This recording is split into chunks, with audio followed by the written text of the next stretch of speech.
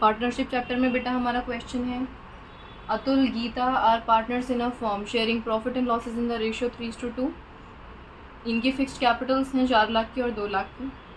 After the current account for the year were prepared, accounts इनके prepare हो गए, इसके बाद it was noticed that interest on capital 6% per annum का, तो अरे पार्टनरशिप डीड में लिखा हुआ था, ये तो हमने पार्टनर्स को दिया ही नहीं और प्रॉफिट डिस्ट्रीब्यूट कर दिया।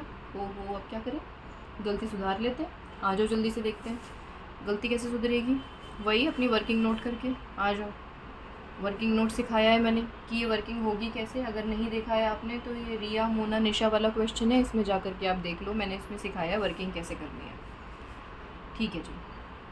तो अब हमने लिखा सबसे पहले हमारा पर्टिकुलर, ये आया ए, ये आया जी और ये आई हमारी फॉर्म। ए यानी अतुल, जी यानी गीता। ठीक है, इसका डेबिट, इसका क्रेडिट, इसका डेबिट, ये क्रेडिट और ये डेबिट है जी और ये क्रेडिट है। ठीक है, अब जी गलती क्या हुई है, हमसे इंटरेस्ट ऑन कैपिटल दिया नहीं है ना, तो बस यही तो मिस्टेक हुई है। चलो तो इंटरेस्ट ऑन कैपिटल प्रोवाइड कर देते हैं। इंटरेस्ट ऑन कैपिटल प्रोवाइडेड कितनी देनी थी, 6% देनी थी। अब फॉर्म जब इंटरेस्ट ऑन कैपिटल देती है तो बेटा डेबिट में आता है, यानी पार्टनर्स के कहाँ आएगा, क्रेडिट में। तो आप देखो 4 लाख का 6% कितना होता है, 4 लाख का 6% 24,000 और बेटा 2 लाख का 6% 12,000। ठीक है, यानी फॉर्म ने टोटल कितना इंटरेस्ट दिया, 36,000 का। ठीक है, क्रेडिट में, इसके डेबिट में, इसके डेबिट में कुछ भी नहीं आया। अब हमसे और क्या बोला है इन्होंने साथ में, बस यही गलती थी और कुछ तो क्वेश्चन में था ही नहीं, यानी अब हमें इसको करेक्ट कर देना है। हमने करेक्शन कर दी, लेकिन अब देखो हमें फॉर्म को करना होता है बैलेंस।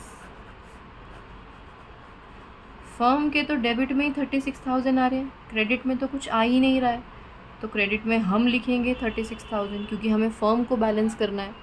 अब फर्म बैलेंस हुई, इसका मतलब यहाँ 36 लिखा हुआ होना चाहिए, बिल्कुल हमने लिख दिया ये 36। अब फर्म के क्रेडिट में पैसे बचने का मतलब क्या होता है, फर्म जब भी मैं यहाँ इस्तेमाल कर रही हूँ इसका मतलब ये बेटा P&L अप्रोप्रिएशन है। अब P&L अप्रोप्रिएशन में अगर बैलेंस बच जाता है हमारा क्रेडिट में तो वो क्या होता है, लॉस होता है, यानी ये क्या है, लॉस है। तो हम क्या लिखेंगे, लॉस ट्रांसफ़र टू पार्टनर्स में। अब लॉस को ट्रांसफ़र करवाना है आपको, और पार्टनर्स में जब आप लॉस ट्रांसफ़र करवाओगे तो कौन सी रेशियो में करवाओगे, इनकी प्रॉफिट शेयरिंग रेशियो में, जो कि क्या है 3:2। अब 3:2 में अगर हम बांट दें इसको 36,000 को 72 इंटू 2, 14,400 तो बेटा इसके हिस्से में आया, और जी 21,600 इसके हिस्से में आया। ठीक है जी, यानी ये बढ़ गए इनके लॉसेस। अब आप दोनों साइड को टोटल देखो, 14,400 और ये आ रहा है 12,000, इसका आ रहा है 24,000 और इसका आ रहा है 21,600। अब आप देखो फर्म बैलेंस्ड है, हाँ है। गीता में डिफरेंस है, हाँ जी, कितने का डिफरेंस है मैम, 12,000। अगर 14,000 में से माइनस कर दोगे तो ये 2,400 का डिफरेंस आ रहा है। ज़्यादा अमाउंट किस में, डेबिट में, तो ये आ गया डेबिट। इधर भी देखो डिफरेंस है, डिफरेंस कितने का है, 2,400 का, और इसमें ज़्यादा क्या है, क्रेडिट ज़्यादा है, तो ये आ गया क्रेडिट। हेंस आपको रेक्टिफाइंग एंट्री मिल गई, यानी इसकी एंट्री क्या बनेगी, Geeta's capital account debited to Atul's capital account, और अमाउंट आ जाएगा 2,400 एंड 2,400। नरेशन आप लोग लिख लेंगे।